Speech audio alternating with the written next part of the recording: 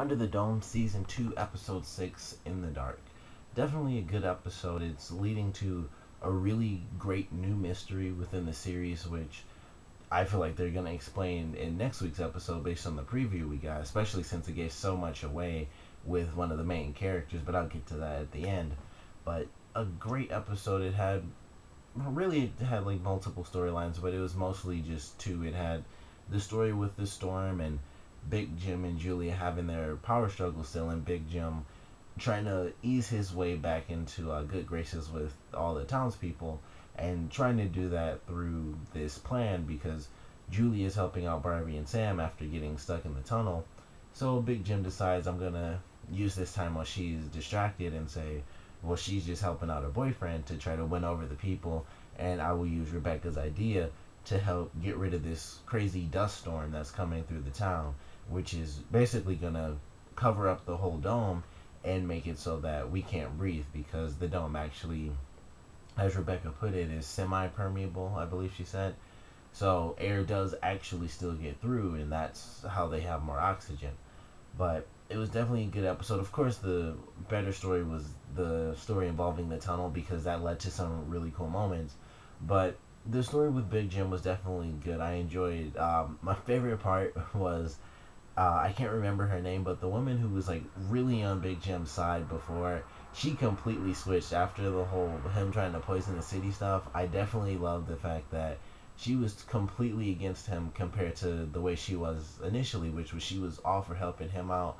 She thought like Barbie wasn't doing anything useful, and it was just Big Jim. You're the one helping us out. You're saving the city right now. You're helping us survive this dome thing, and that was really cool. And she completely switched, and it seemed like she, even at the end of the episode, she didn't give a crap what he was saying when he was trying to say Julia basically abandoned everybody for Barbie to help him out. So I thought that was cool, just the face she made when he said, I guess, sometimes love is more important than doing your job. And the face she made was just like, like now I get, how things really are. I didn't see it before, but now I understand that you're just a dick, really. You're just trying to rule everybody and have be the leader, but and have everybody love you and kind of dominate, but people don't see it as dominating. And it's like she realized that in this episode, so that was really cool to see. His plan did work. Well, Rebecca's plan really worked, but she was helping Julia too. So they used the plan. It did actually work.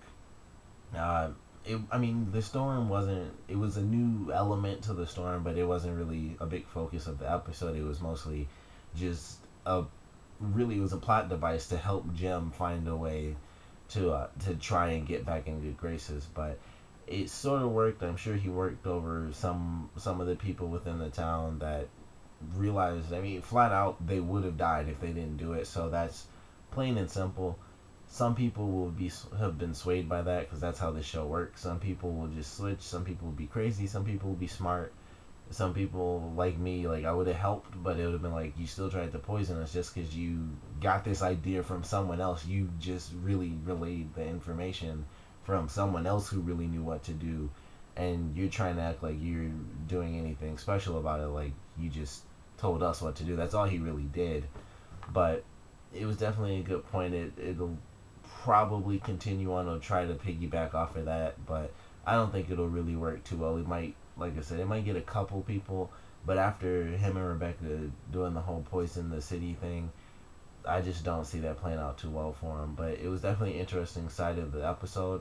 And then we had, I guess, so there were sort of three parts. The other part was definitely the four hands storyline of it, and it sort of merged with the Lyle and Sam storyline. But they were all trying to basically survive. They're trying to figure out what do we do, where do we go. We have to protect ourselves from Lyle because he's taking out the four hands, and then they find out that with Melanie having been one of the original four hands, she could possibly take Angie's place, which I figure would have been the case, especially when we found out that Melanie was there and they did the exact same thing. That's the first thing that came to mind, was that if she was able to do that then, of course she's able to do it now, and that's why she was able to survive, because, excuse me, the dome being whatever it is probably knew that Angie was in danger because Sam finally figured out, hey, I gotta take these people out. I gotta take these kids out. And he found out that Angie was one of the hands because his sister actually drew Angie's picture. So maybe that's why Melanie came back, because the dome knew that Angie was in trouble and it couldn't exactly protect her, but it could find some way to replace her. And the way it could do that is by bringing Melanie back, who was the only person that died and was connected to the egg. Like her blood got into the egg, so it had her actual DNA and stuff. So they got the egg when they went out to the lake where Melanie was actually brought up at. They got the egg back. They put their hands over it. They got the basically like a hologram of pink stars, and they got the obelisk again, which Junior saw when he was having that vision of his mother, and Melanie saw it in her old hometown. So that's where Junior's mother is. She's in Melanie's old hometown. I don't know what exactly that means. It's a symbol. They know where it's at. Somehow that's going to lead to something. It might come into connection with the tunnel. That's I don't know if it's really going to have a big connection. I don't know how far this town is from Chester's Mill. I highly doubt it's very close, because I feel like she would have gone there even if it would have revealed that she was actually alive.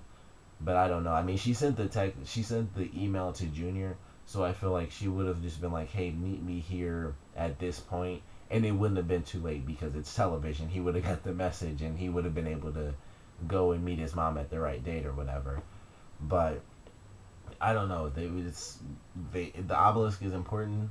I don't know if they have to kind of recreate it, and maybe that'll help give them some sort of image or something like that. I don't know, but it's clear that that obelisk means something really important. It has something to do with the dome itself, but it's in another city that hasn't experienced it. Maybe that's the next place, and that's what's going to end up happening. There are going to be two domes.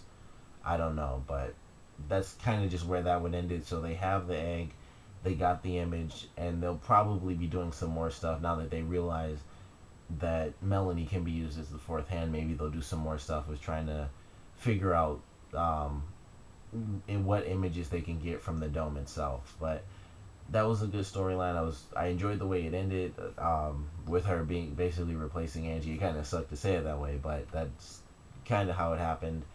Didn't really care about the whole love triangle thing. It wasn't even a love triangle, it's just the argument.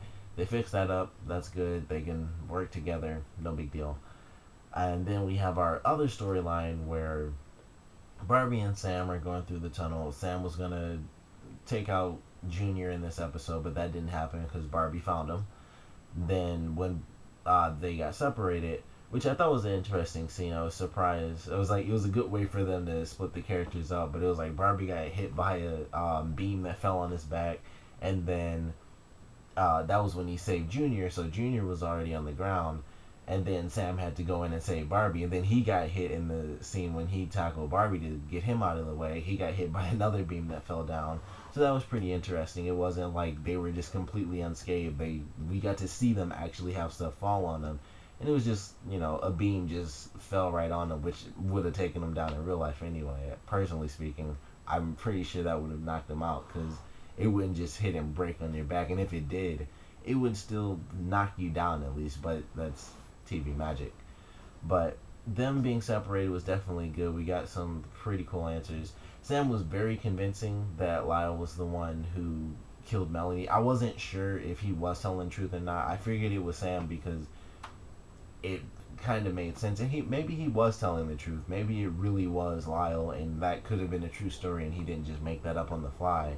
But we all knew that he was the one that killed Angie, so it didn't really matter.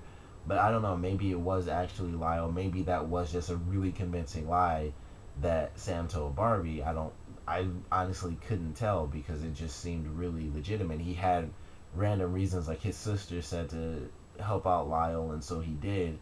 But that all could have been a lie. But based on the way the actor actually played it, it seemed like he was being honest about that he wasn't the one who actually killed Melanie. It was Lyle, and he just helped cover it up.